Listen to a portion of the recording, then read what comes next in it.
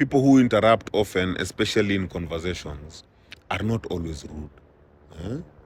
It's just that they have higher processing speeds and anxiety. eh?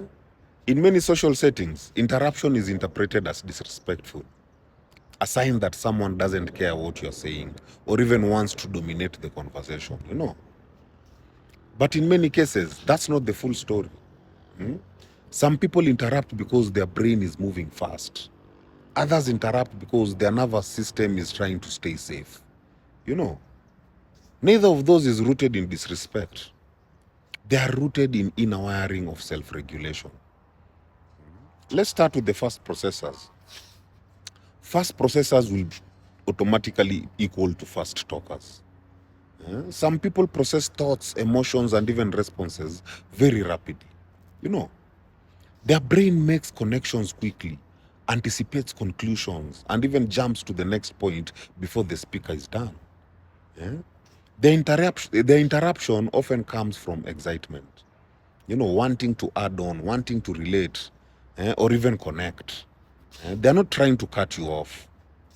They're trying to synchronize with you.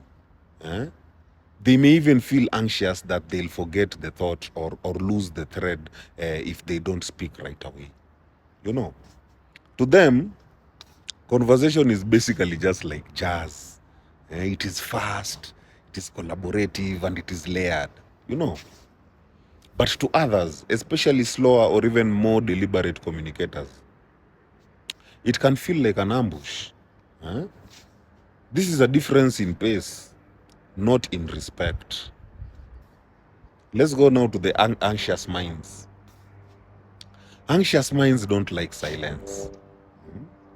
For people with anxiety, especially social anxiety or even rejection sensitivity, silence is not neutral. It feels like danger.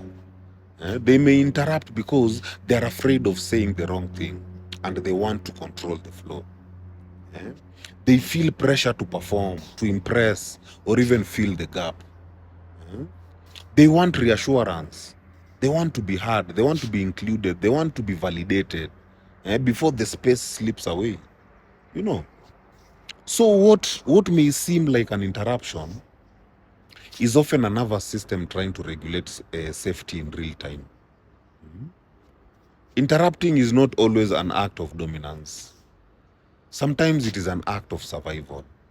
And the third case is the neurodivergent communication patterns. These are people, the neurodivergent people are particularly those people with ADHD, autism, or even sensory processing differences. These people can communicate in non-linear ways. For example, an ADHD mind is full of thoughts trying to exit all at once. So interrupting may be their way of capturing the insight before it vanishes. Some autistic people may interrupt because turn taking in conversation feels unnatural or even overly rule bound. Others may interrupt because they don't register traditional social cues like pauses, intonation, no. The way like neurotypical people do. In these cases, interruption is not rudeness. It is just different wiring. In some cultures and families, interruption is part of the conversational dance. It signals as engagement. It shows passion or even emotional connection.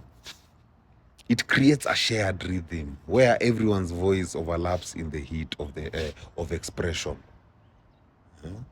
So what seems rude in one context may be completely natural and respectful in another.